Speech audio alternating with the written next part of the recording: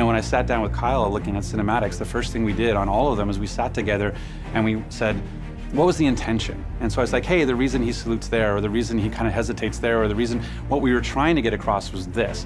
Now's our time. And so Kyle and I went back through and found places where we can say, oh, this is more meaningful, this is more interesting, this is how we would have done it if we had the time originally.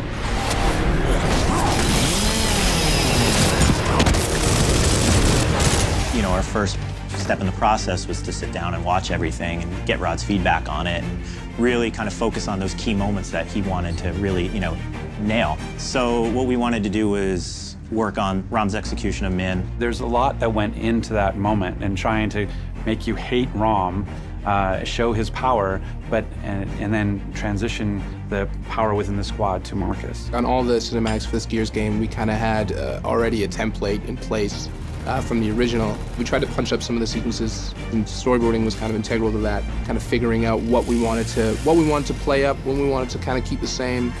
We wanted to get it a lot grittier, and that was really fun, as far as, especially from an animation standpoint, because we could really, you know, we had these big stunt guys that came in and picked each other up and stabbed and like kicked them across the room, which was really fun to shoot. The animators had a great time working on that as well. The death of Min was really challenging. Whenever we get an effects shot, we just want to go in and blow the person apart.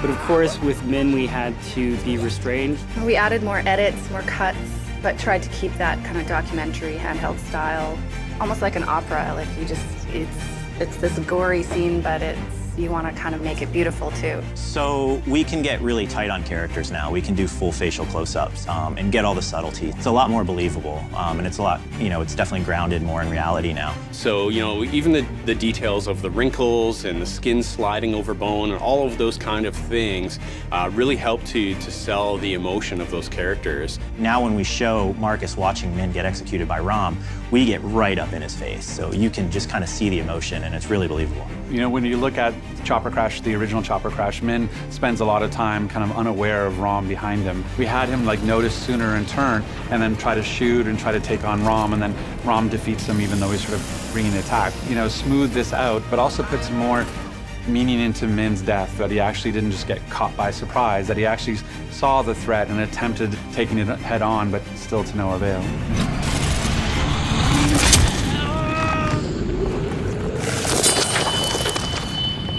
We will win this war. It's only a matter of time.